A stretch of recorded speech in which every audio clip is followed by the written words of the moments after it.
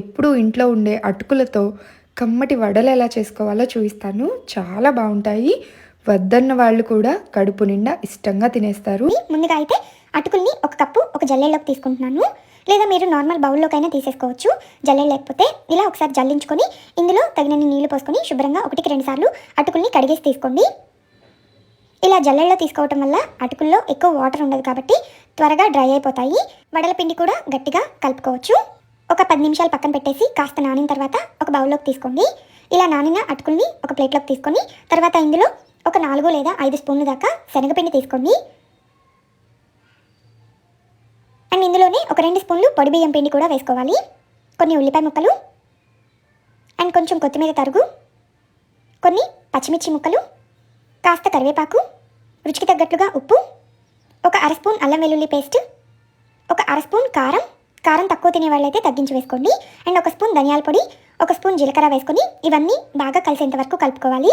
అటుకుల్లో already తేమ ఉంది కాబట్టి వాటర్ ఏమీ ముందుగా వేసుకోకండి. ఇలా అటుకులు, పిండి, ఉల్లిపాయ ముక్కలు, పచ్చిమిర్చి అన్నీ బాగా కలిసేంత వరకు కలుపుకున్న తర్వాత అవసరమైతే కొంచెం వాటర్ వేసుకొని అటుకులు మొత్తం బాగా కలిసేంత వరకు కలుపుకోవాలి. నేనైతే కేవలం ఒక 2 స్పూన్లు వాటర్ మాత్రమే వేశాను. అలా మెల్లగా కలుపుతూ ఉంటే మొత్తం దగ్గరగా వచ్చేస్తుంది. పిండి మాత్రం ఏమాత్రం లూజ్గా ఉండకూడదు, మనకి గట్టిగా ఉండాలి. ఈ అటుకుల మిక్చర్ కొంచెం పలచబడినా సరే ఆయిల్ బాగా పీల్ చేస్తాయి వడలు. సో కరెక్ట్గా సరిపడినన్ని వాటర్ వేసుకొని కలుపుకొని ఇలా ముద్దలాగా అయిన తర్వాత చిట్టి వడల్ని చేసుకోండి. చూసారు కదా, ఇలా గట్టిగా ప్రెస్ చేస్తే వడలన్నీ మనకి పర్ఫెక్ట్గా వచ్చేస్తాయి. ఇలా వడల్ని చేసుకొని పక్కన పెట్టేసుకొని తర్వాత షాలో ఫ్రైకి ఆయిల్ని పెట్టుకున్నాను స్టవ్ మీద.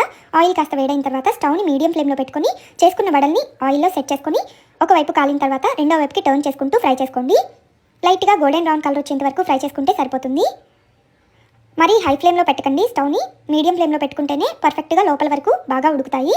చక్కగా ఇలా ఫ్రై అయిపోయిన వడల్ని ఆయిల్లోంచి తీసేసి ఒక టిష్యూ పేపర్ ఉన్న ప్లేట్లోకి తీసుకొని వేడివేడిగా సర్వ్ చేసుకున్నారంటే అద్భుతంగా ఉంటాయి. ఆయిల్ కూడా ఎక్కువ పీల్చవు, చాలా టేస్టీగా ఉంటాయండి. ఎలాంటి పప్పులు కూడా అవసరం లేదు, అప్పటికప్పుడు చేసుకోవచ్చు ఈ వడల్ని. తప్పకుండా మీరు కూడా ట్రై చేయండి. ఉద్యోగం, వ్యాపారం, ప్రేమ, పెళ్లి, విదేశీ ప్రయాణం లాంటివి మీరు అనుకున్నట్లుగా జరగకపోతే ఒక్కసారి జాతకం చెప్పించుకోండి. శ్రీ పోలేరమ్మ తల్లి దివ్య ఆశీస్సులతో జాతకం చెప్తున్నారు. అంతేకాదు దోష నివారణ పూజలైనా సరే, ఏదైనా శుభకార్యానికి మంచిగా ముహూర్తాలు పెట్టాలన్నా చాలా బాగా పెడతారు. ఒక్కసారి పైన ఇచ్చిన నెంబర్కి కాల్ చేసి చూడండి, ఫ్రీగానే జాతకం చెప్తారు.